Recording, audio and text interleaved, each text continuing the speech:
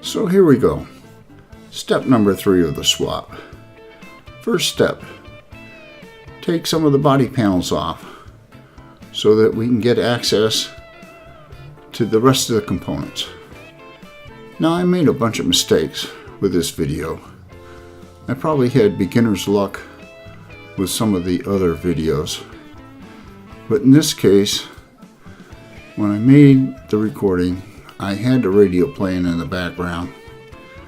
So in order not to get any violations of copyright hits for YouTube, for the first half of this video, I've taken the background audio and reduced it all the way down. Unfortunately, what that means is you won't hear any of the noise in the background. Now, I can't get this left panel off until I take the steering arm off, so that's what I'm doing here.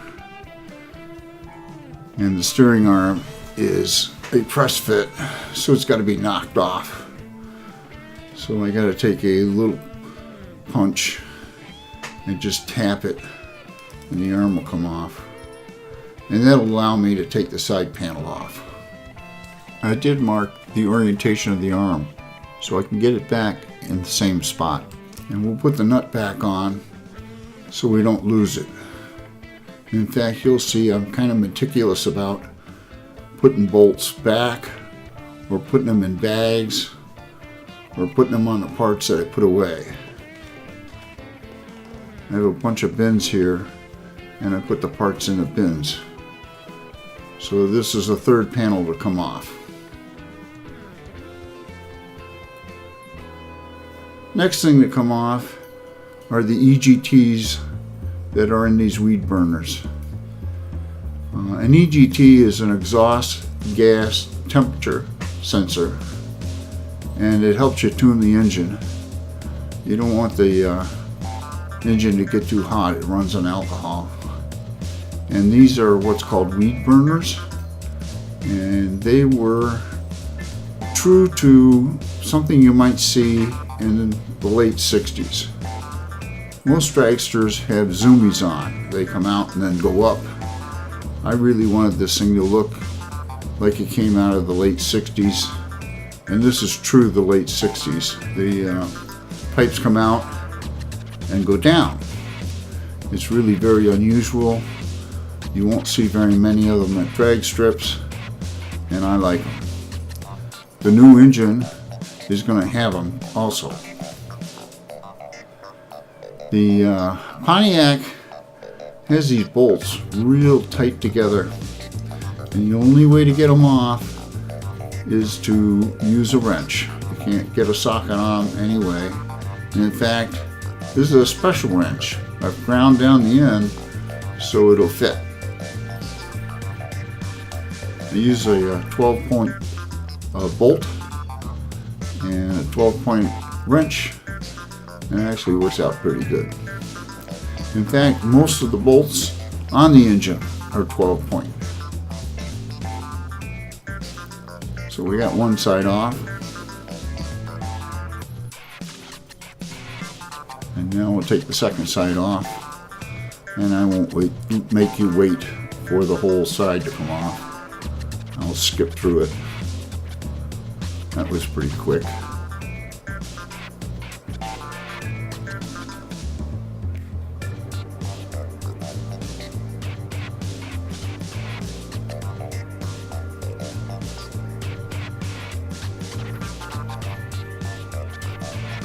Alright, so next what we're going to do is take some of the lines off. There's actually 3 lines here. There's the feed line, which is what just came off, the return line, and that's used for excess fuel so we don't hurt the pump. This is what's called a positive displacement mechanical fuel injection. I won't try to explain it. And this is a primer line, and what that means is there's a little tank at the front with an electric pump and a button I can push, and when I push the button, it forces fuel into the distribution block, and it'll allow me to keep the engine running at the top end. What happens is all the fuel runs to the front of the tank and the motor starts, and by pushing the button it feeds the engine motor. So now we're going to take the idler pulley, or we're going to loosen the idler pulley at this point so I can get the belt off. And that was actually a mistake, and you'll see why in step number 4. So we're going to take the throttle cable off now, and we got it off, and we're going to put the retaining pin back in. So the next step is to get the blower restraint bag off. The blower restraint bag is meant to keep all the pieces of the blower contained should the blower blow up. And if the blower blows up, the screws generally come out of the back and hit the driver. So it's a good idea to restrain it. Now the first part of the bag comes off pretty easy, but the second part is a little more difficult, as there's a hole in the bag in the front that the throttle cable bracket goes through. So what we have to do is take the throttle cable bracket off in order to remove the blower restraint bag. And that's not straightforward because the bracket is spaced out with spacers, and you don't want to drop the spacer. Here we are removing part of the blower belt guard. Next off are the burn down tubes. And the burn down tubes are meant to take any oil that would come up into the valve covers should the engine blow up and keep it off the track.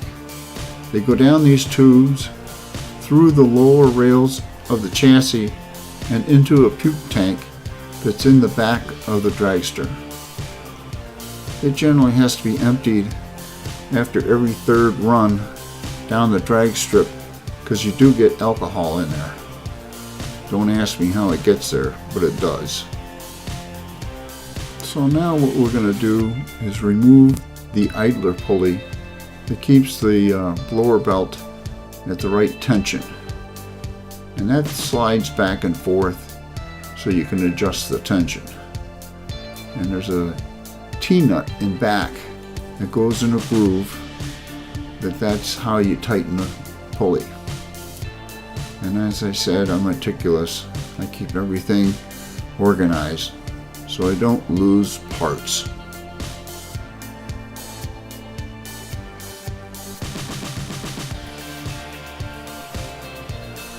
So now we're back to trying to get this lower restraint bag off. And you got to be careful because I have it spaced out and there's a bunch of spacers and you don't want to drop them. And it has to be completely removed so the bag can come off.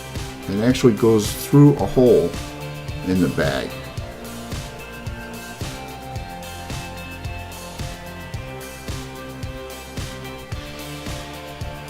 This bag has to be recertified, I believe. I'll have to check the date on it. And I'm not sure if I'm going to use the same bag. I have the same throttle cable bracket on the new engine, so I might be able to use it.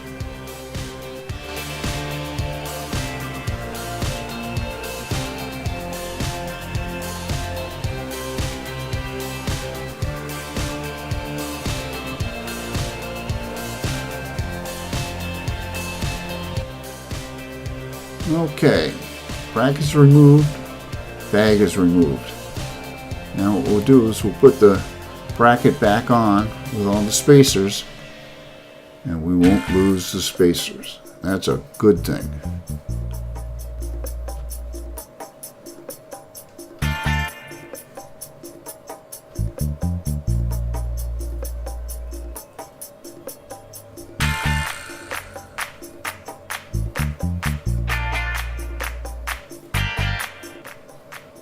I also tend to put tools away as I use them. That way I don't end up with a pile of tools. You may have noticed that I walk around the dragster rather than stepping over it. It's so full par to step over it. These straps are the blower restraint straps, and what happens is, should there be a backfire, the blower is designed to separate from the block and raise up about 6 inches to relieve all the pressure. And those straps hold it in place so it doesn't fall on the track.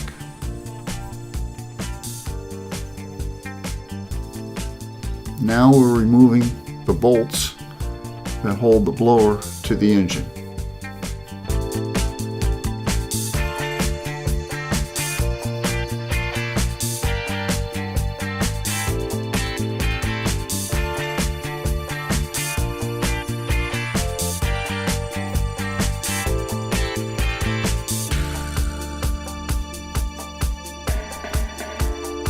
Put everything in bags.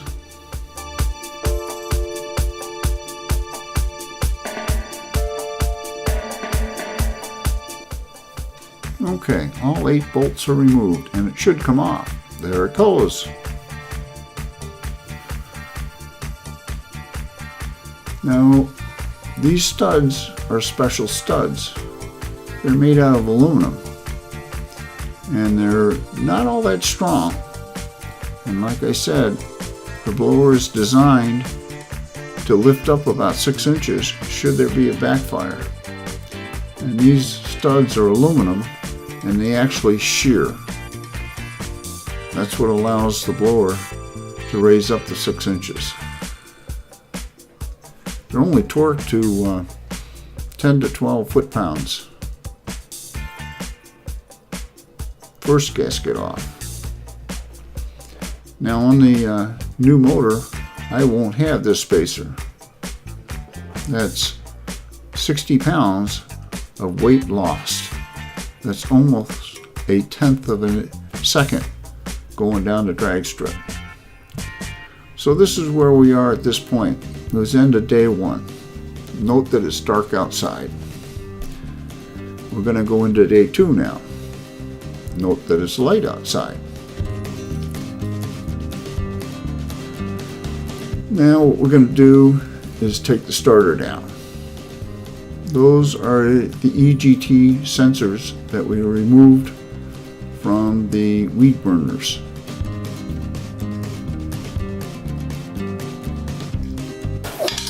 So we finally got to a point in the recording where I can play background noise. It adds realism to the video.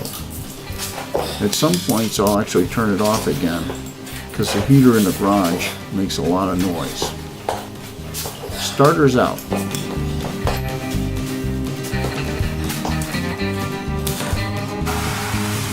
Now we're going to drain the coolant that's in the block. Now during race season it's just water. When I put the dragster up at the end of the year, I drain the water and put straight antifreeze into the coolant system so that it retards rust. In your new motor, there won't be any coolant at all. No radiator, no water pump, no coolant. Gonna gain another 50 pounds maybe. Another half-tenth of a second.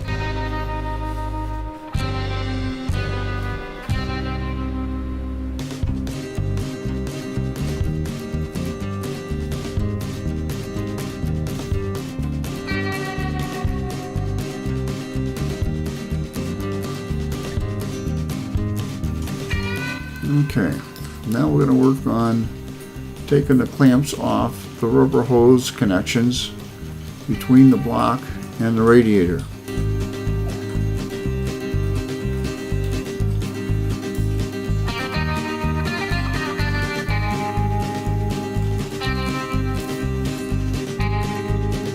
Okay, we got that hose loose and pushed up onto the pipe. Now we got to get the hose off of the water pump.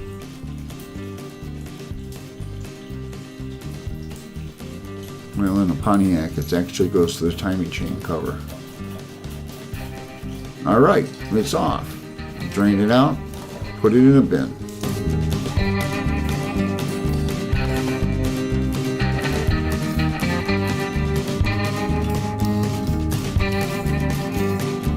Take the Zeus fittings out. Now the radiator is free.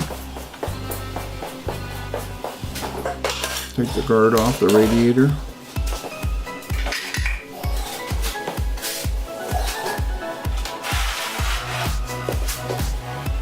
Pull the radiator out. It's got a fan on the back side. We'll unplug that.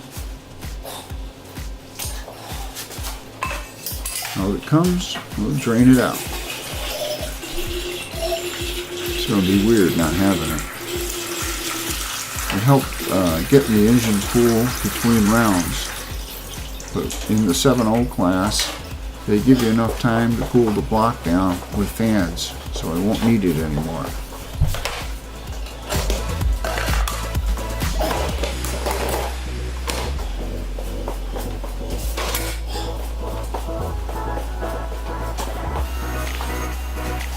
Now let's clean up our mess here. I don't like a messy garage. I don't like stuff on the floor. A little brake clean.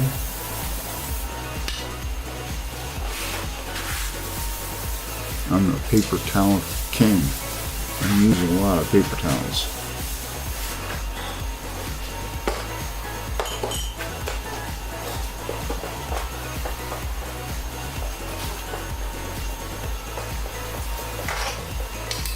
Alright, we'll take out the mounting brackets. Now this front one gave me a little grief.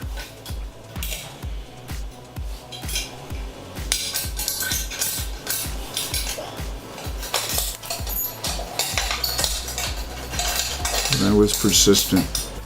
Actually, this second day, the whole day was a problem. I had nothing but problems.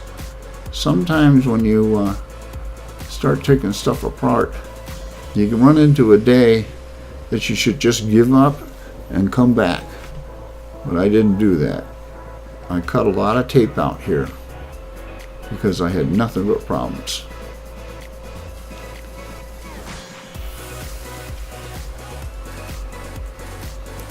So I gotta take this back off again.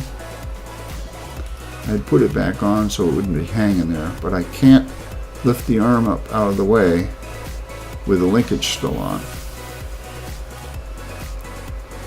So now we're working on the fuel shutoff cable.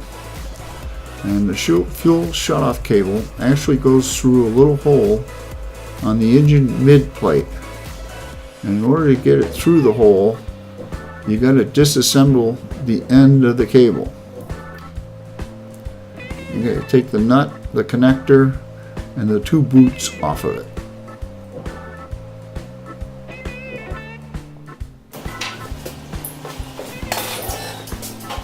Here's the first boot, there's the second boot. And now we got to feed it through this hole. And what I got to do is pull the control out in order to get it.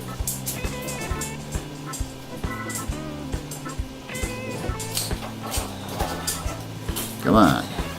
There we go. Pull it out. There we go. We got it out. So now we'll put all the pieces back on the end of the cable so we don't lose them.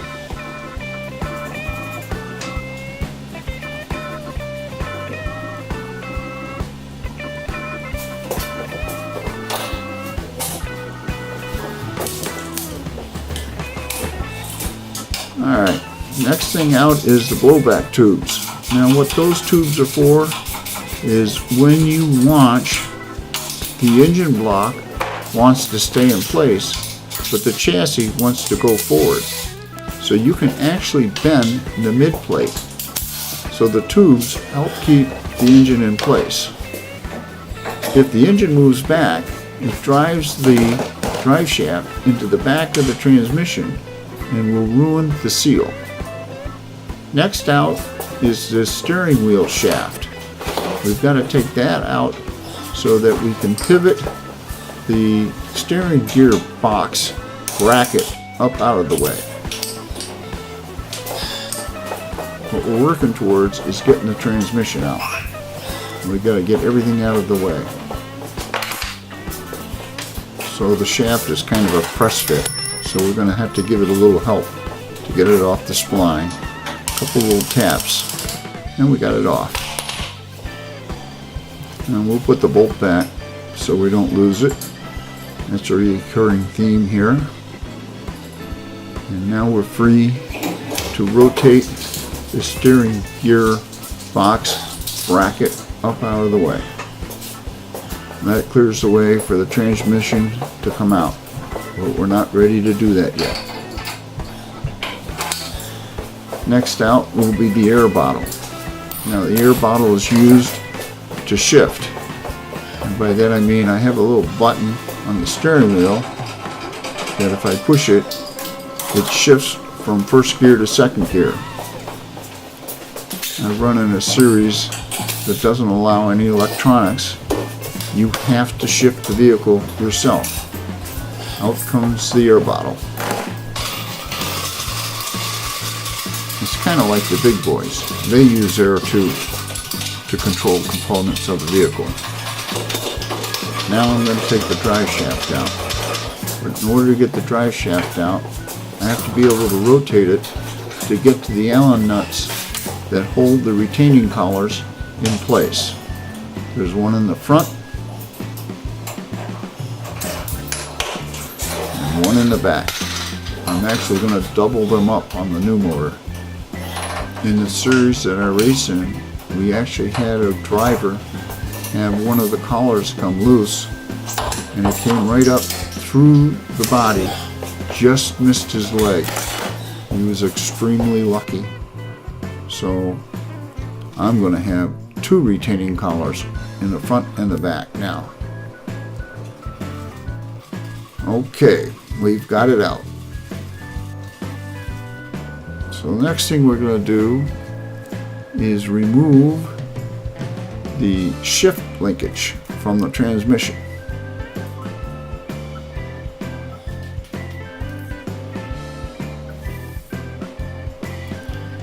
It's held on with a bracket, and it's actually easier to remove the bracket than to try to take the cable off the bracket. There's two bolts on the pan. You loosen those two bolts and the bracket drops down, and you can take the whole bracket and the cable up out of the way and just put the two bolts back in place. There it is. We'll just put the bolts back in.